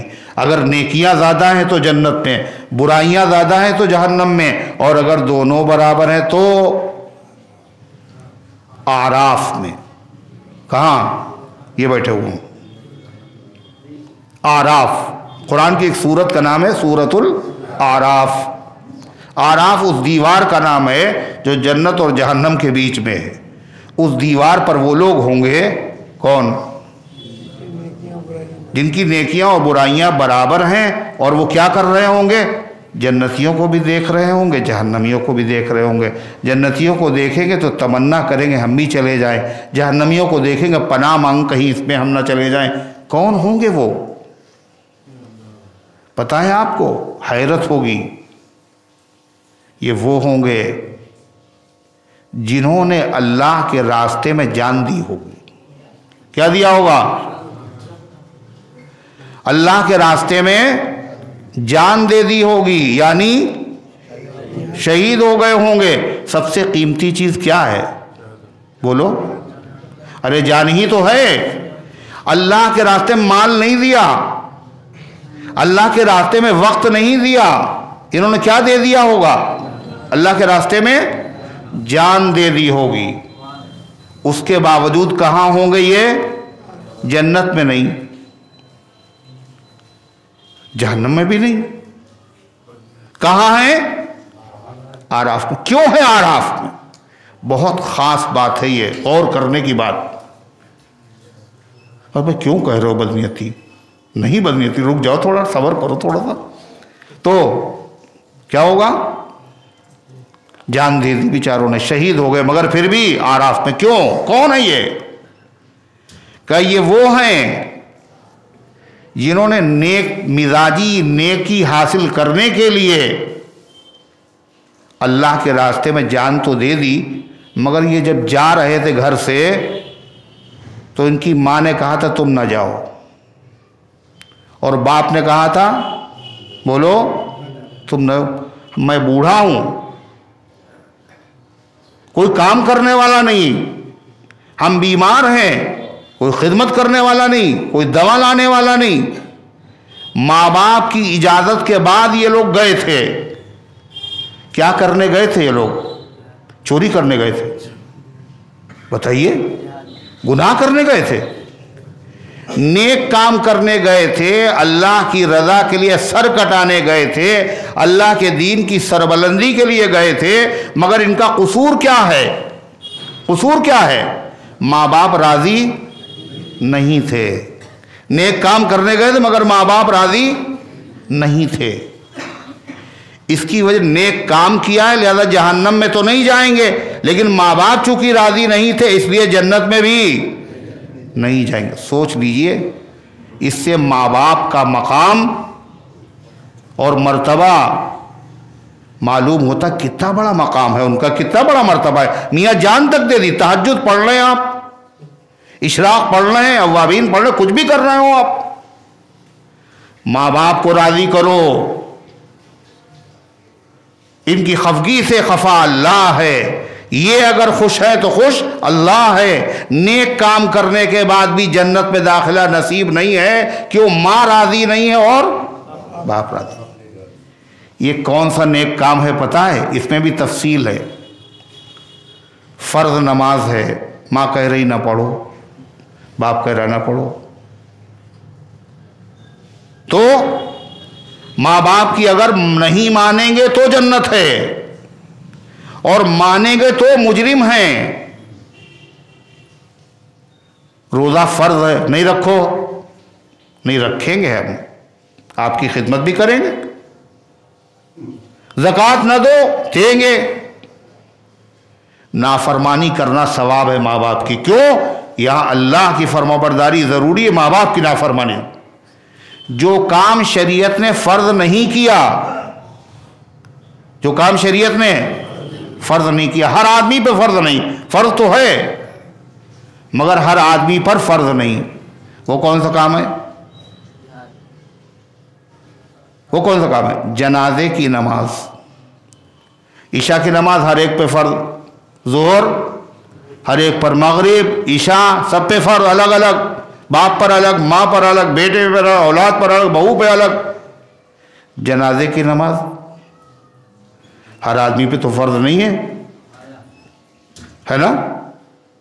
کچھ لوگ بھی اگر ادا کر لیتے ہیں تو سب کی طرف سے فریضہ ادا ہو جاتا ہے. اور اگر کوئی بھی نہ پڑھے جنازے کی نماز، پورے محلے کے لوگ، پورے شہر کے لوگ سب گنہگار ہو. فرض، اس کو کہتے ہیں فرض کفایہ. عالم بننا فرض کفایہ ہے، جنازے کی نماز فرض کفایہ ہے. ہر ایسا کام جس میں سب کا لگنا ضروری نہیں ہے، تھوڑے لوگ بھی یہ کام کریں تو کام ہو جائے گا، اس میں ماں باپ کی اجازت اور رضامندی کی ضرورت ہے. اگر ماں باپ راضی نہیں ہیں تو آپ نے کیا کر لیا؟ جان بھی قربان کر دی. تو کیا کہا اعراف میں؟ اور خود نبی کریم صلی اللہ علیہ وسلم کے پاس ایک صحابی آئے، حضور ہم بھی چلیں گے آپ کے ساتھ. کہاں؟ کاہے کے لیے جائیں گے؟ لڈو بٹ رہے. کاہے کے لیے؟ جان دینے کے لیے. فرمایا تمہاری ماں زندہ ہے؟ کہاں وہ تو زندہ ہے. ففیہما فجاہد، جاؤ ان کی خدمت کرو، یہی تمہارا جہاد. اللہ اکبر. حضور خود واپس کر رہے. کہا جب تم آئے تھے تو ماں باپ کیا کر رہے تھے؟ کہا حضور وہ تو رو رہے تھے، وہ تو رو رہے تھے، ہم اپنی مرضی سے آئے. دین کا شوق. آپ نے فرمایا واپس جاؤ، ان کو ہنساؤ جا کر کے. رلایا تھا، ان کو جا کر کے ہنساؤ. تو اس طریقے پر اللہ تعالیٰ فرماتا ہے جن کی نیکیوں کا پلہ جھکے گا وہ جنت میں جائیں گے، اور جن کا نیکیوں کا پلہ اٹھ جائے گا وہ جہنم میں جائیں گے. نیکیوں کے پلے میں وزن کاہے سے پیدا ہوگا؟ سلام ہو محمد الرسول اللہ صلی اللہ علیہ وسلم پر. آپ نے فرمایا، سنو بخاری شریف کی حدیث، کلمتان، دو کلمے، حبیبتان الی الرحمن، رحمان کو بہت پسند ہیں. دو کلمے اللہ کو بہت پسند ہے. کون کہہ رہا ہے؟ اللہ کے رسول صلی اللہ علیہ وسلم بتا رہے. پھر فرمایا ثقیلتان فی المیزان، قیامت کے دن جب نامہ اعمال تولے جائیں گے اس میں ان کا وزن بہت زیادہ ہوگا. پھر جب کہا وزن بہت زیادہ ہوگا، اللہ کو پسند بھی ہیں، تو ان کو کہنا بڑا مشکل ہوگا. یہ اس کا مطلب سیکھنا پڑے گا، اس میں ٹائم لگے گا بہت زیادہ. فرما نہیں خفیفتان علی اللسان، زبان پر بڑے ہلکے ہیں. بچہ بھی یاد کر سکتا ہے، جوان بھی یاد کر سکتا ہے، پڑھا لکھا، بے پڑھا لکھا، بوڑھا آدمی، بوڑھی عورت، سب پڑھ سکتے ہیں، سب کی زبان پر ہلکے.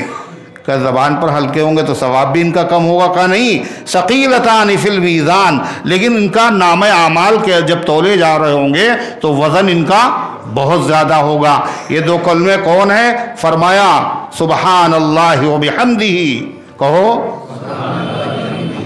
सुबहान अल्लाहिल अज़ीम, सुबहान अल्लाहि व बिहम्दिही, सुबहान अल्लाहिल अज़ीम, सुबहान अल्लाहि व बिहम्दिही, सुबहान अल्लाहिल अज़ीम।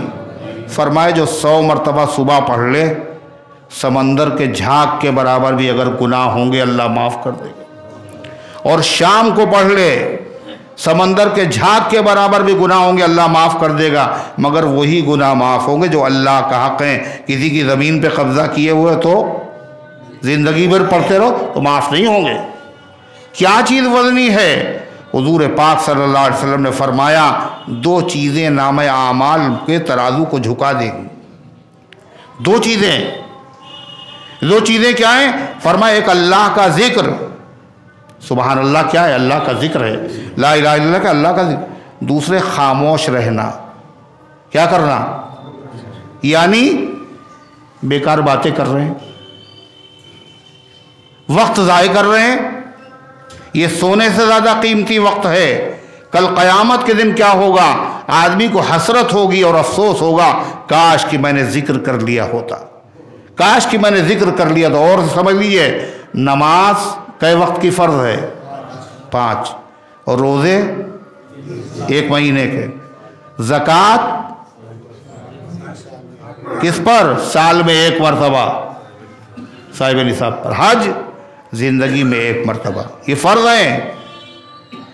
इनमें भी अगर आदमी नमाज में अगर खड़े होने की ताकत ना हो तो बैठ के पढ़ लो, सफ़र में हो तो आधी पढ़ लो 4 रकात वाली, और ज़कात अगर पैसा ना रहे तो ज़कात फिर भी रहेगी, ज़कात ख़त्म हो जाएगी।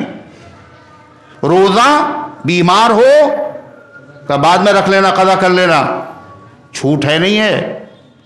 फ़र्ज़ भी हैं, उनका टाइम भी मुकर्रर है, उनकी तादाद भी मुकर्रर है। नमाज कै टाइम की? 5 वक्त की। कितनी रकातें? 17 रकात फ़र्ज बस। रोज़े 30 1 महीने के। लेकिन और अगर कोई मजबूरी हो तो उसमें क्या है? छूट भी है। मगर एक फ़र्ज़ ऐसा है, अच्छी तरह याद रखना, उसमें कोई लिमिट नहीं है, कोई हद नहीं है उसकी। 5 मरतबा, 10 मरतबा, 75 मरतबा, कोई हद नहीं, उसकी कोई हद भी नहीं है, और किसी हालत में माफ़ भी नहीं है। बीमारी में माफ़, बीमारी में नहीं माफ़, सफ़र में माफ़, सफ़र में माफ़ नहीं, अमन की हालत में माफ़ नहीं, जंग की हालत में माफ़, किसी हालत में माफ़, कभी माफ़ नहीं। जब तक होश है, जब तक होश है, माफ़ नहीं है वो। हर आदमी पे फ़र्ज़, हर हाल में फ़र्ज़, उज़्र में भी फ़र्ज़, कोई लिमिट नहीं है। एक ही चीज़ है, वो क्या चीज़ है? वो उस वज़्कुरुल्लाह ज़िक्रन कसीरा, अल्लाह को याद करो ज़्यादा से ज़्यादा, अल्लाह का ज़िक्र करना फ़र्ज़, अल्लाह का ज़िक्र करना फ़र्ज़। क्या ज़िक्र करें?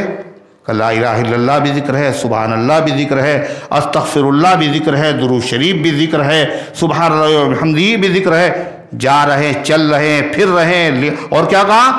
वज़ू भी शर्त नहीं है, बैठना भी शर्त नहीं है। उज़्कुरुल्लाह क़ियामन व क़ुऊदन व अला जुनूबिकुम, बैठ के, लेट के, करवट के बल, चलते फिरते, हर हाल में कर सकते हो बैठा। और वज़ू भी शर्त नहीं है, और किसी हालत में माफ़ भी नहीं। ये फ़र्ज़ है, हम लोग अदा करते हैं ये फ़र्ज़। बोलो, ये तो किसी वक्त माफ़ ही नहीं। खाली बैठे हुए हैं तो क्या करें? ज़िक्र करो। अल्लाह ताला हम सबको तौफीक अता फरमाए। और क्या चीज़ है? फरमाया नबी करीम सल्लल्लाहु अलैहि वसल्लम, क्या तौला जाएगा? क्या तौला जाएगा? कहा कुछ नहीं बताया। क्या तौला जाएगा? बाद रिवायात से पता चलता है जो अमल करने वाले आदमी हैं, ये आदमी तौले जाएंगे, खुद अमल करने वाला तौला जाएगा। क्या कहा? मोटा ताज़ा होगा, वजन इतना भी नहीं होगा जितना मच्छर का होता है। عبداللہ ابن مسعود رضی اللہ عنہ کھڑے ہوئے ہیں اور ان کی پنڈلیاں، پنڈلی کہتے ہیں گھٹنے سے نیچے کا حصہ، پتلے تھے. صحابہ ہنس پڑے. حضور نے فرمایا ہنس رہے ہو تم لوگ؟ قیامت کے دن نامہ اعمال میں وہ میزان میں ان کا وزن احد پہاڑ سے زیادہ ہوگا. کس کا؟ عبداللہ ابن مسعود کی ان پنڈلیوں کا. اس سے پتہ چلا کیا تولا جاتا ہے؟ عمل کرنے والے تولے جائیں گے. ایک روایت سے کیا پتہ چلتا ہے؟ وہ رجسٹر رکھے گئے، ان میں کیا تھا؟ اعمال لکھے ہوئے تھے. وہ رجسٹر تولے جائیں گے، اعمال نامے تولے جائیں گے. تیسری چیز سے کیا پتہ چلتا ہے؟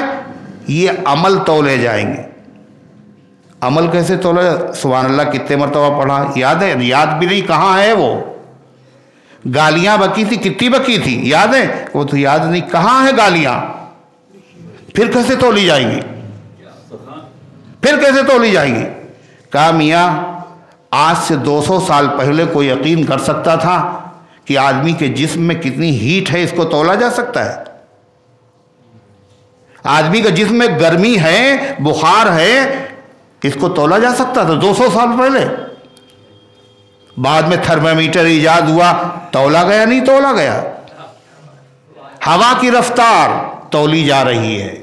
ٹمپریچر کتنا ہے، سردی کتنی ہے، گرمی کتنی ہے، تولا جا رہا ہے. یہ بندے تول رہے ہیں تو خدا بندوں کے اعمال کو نہیں تول سکتا؟ یہ بندوں کے اعمال تولے جائیں گے. کیسے تولے جائیں گے؟ کہا ان کو اللہ شکلیں عطا فرمائے گا. اچھے اعمال کو خوبصورت شکلیں عطا کرے گا اور برے اعمال کو بری شکلیں عطا کرے گا. جس آدمی نے زکوٰۃ نہیں دی ہے، زکوٰۃ نہ دینا برا کام ہے، اللہ اس کو کیا شکل دے گا؟ آپ نے پڑھا گنجے سانپ کی شکل میں اللہ تبدیل کر دے گا اور جبڑا پکڑ لے گا. پوچھا جائے گا کون ہو تم؟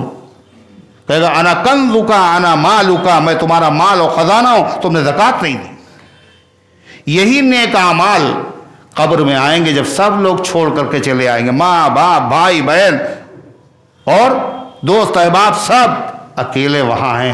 وہاں کون ہے ساتھ میں؟ اچھے اعمال خوبصورت شکل میں آئیں گے اور کہیں گے غمزدہ نہ ہو، سب چلے گئے، ہم نے تمہارا ساتھ نہیں چھوڑا، ہم تمہارے ساتھ میں ہیں. قبر میں مونس اور غمخوار بنیں گے. میدان محشر میں اچھی شکل میں آئیں گے. اللہ تخافوا ولا تحزنوا، میاں ڈرو نہیں، رنجیدہ مت ہو، آج تو وعدہ وفائی کا دن ہے، آج تو بدلے کا دن ہے. اچھے اعمال اچھی شکل میں آئیں گے. برے اور اچھے اعمال آدمی کے لیے سواری بن جائیں گے. کیا بنیں گے؟ سواری. کہاں سے گزرنا ہے؟ پل صراط کے اوپر. کیسا پل صراط ہے؟ جیسے گومتی کا پل. کیسا ہے؟ بال سے زیادہ باریک، تلوار سے زیادہ تیز، سخت ترین اندھیرا، سب کو گزرنا ہے. نبی ولی کوئی بچے گا نہیں. اس اندھیرے میں گزرنا ہے. کیسے گزریں گے؟ کَسَمِّنُوا ضَحَایَاكُمْ هِیَ عَلَى الصِّرَاطِ مَتَاعَکُمْ، قربانی کے جانوروں کو موٹا کرو. یہ کیا ہوں گی؟ یہ تمہاری پل صراط پر سواری. خالی یہی سواری نہیں، ہر نیک عمل سواری بن جائے گا. کیسے؟ نماز بن جائے گی سواری. زندگی بھر ہم تمہارے اوپر سوار رہے. نماز کہے گی زندگی بھر ہم سوار رہے. ابھی نماز نہیں پڑھی، ابھی ظہر نہیں پڑھی، ابھی مغرب نہیں پڑھی، ابھی عشاء نہیں پڑھی، ابھی وقت نہ کہیں نہ نکل جائے. ہر وقت فکر مسلط تھی. زندگی بھر ہم تمہارے اوپر سوار رہے اور آج ہم تمہیں اپنے اوپر سوار کریں. فکر نہ کرو، پل صراط سے ہم گزار دیں. روزے کی فکر ہے، زکوٰۃ کی فکر ہے، حج کی فکر ہے. اور جو برے اعمال ہوں گے وہ بری شکل میں آئیں گے اور کیا کہیں گے؟ زندگی بھر تو تم ہمارے اوپر سوار رہے. زنا، چوری، گانے، فحش بے حیائی کے کام سب اچھے لگتے تھے تمہیں، اور آج ہم تمہارے اوپر سوار. ایک تو خود ہی اپنا بوجھ، اوپر سے گناہوں کا گٹھر، پل صراط سے گزرنا. یہ ہوگا. اللہ تعالی ہم سب کے حال پر رحم فرمائے. اللہ فرماتا ہے وَأَمَّا مَنْ خَفَّتْ مَوَازِينُهُ وَأَمَّا مَنْ ثَقُلَتْ مَوَازِينُهُ فَهُوَ فِي عِيشَةٍ رَاضِيَةٍ. جس کا نیکیوں کا پلہ جھکا ہوگا وہ پسندیدہ عیش میں ہوگا، یعنی ایسی نعمتوں میں ہوگا جو نعمتیں اس کا کہنا مانیں گی. اتنا اونچا تخت ہوگا جیسے زمین سے آسمان. اس تخت پہ بیٹھنا ہے. کیسے بیٹھے گا جنتی؟ چڑھے گا کیسے؟ کہ جیسے چڑھنے کا ارادہ کرے گا وہ نیچے ہو گیا, اوپر چلا گیا, پھر وہیں پہنچ گیا. بڑے لمبے درخت ہیں, پھل لگے ہوئے ہیں. جنتی نے ارادہ کیا, وہ جھک گئے. یہ کیا ہے؟ فی عیشت راضیہ, پسندیدہ عیش میں ہوگا. اللہ تعالیٰ فرماتا ہے وَأَمَّا مَنْ خَفَّتْ مَوَازِينُهُ, اور جس کے نام اعمال کا پلہ ہلکا ہو جائے گا, فَأُمُّهُ ہاویہ, اس کی ماں ہاویہ ہے. ماں ہاویہ ہے. ماں کسے کہتے ہیں؟ ماں. بچہ جب پریشان ہوتا تو کس کو بلاتا ہے؟ ماں کا ٹھکانہ وہی. امہ ہاویہ, اس کی ماں ہاویہ ہے. وہ اپنی ماں کے پاس جائے گا. ماں کون ہے؟ ہاویہ. ہاویہ کون ہے؟ جہنم. اس کی ماں ہاویہ ہے. امم کہتے ہیں دماغ کو, اور دماغ پیروں میں ہوتا ہے سر میں ہوتا ہے. امو ہاویہ کا مطلب یہ ہے جہنم میں وہ ڈالا جائے گا, گرے گا. وہ کیسے گرے گا؟ پیروں کے بل نہیں, سر کے بل اس کو گرایا جائے گا. ہاویہ گرنے والا, اتنا گہرا تصور نہیں کر سکتا.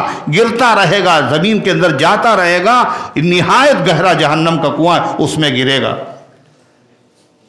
فَأُمُّهُ ہاویہ, اس کا ٹھکانہ ہاویہ ہے.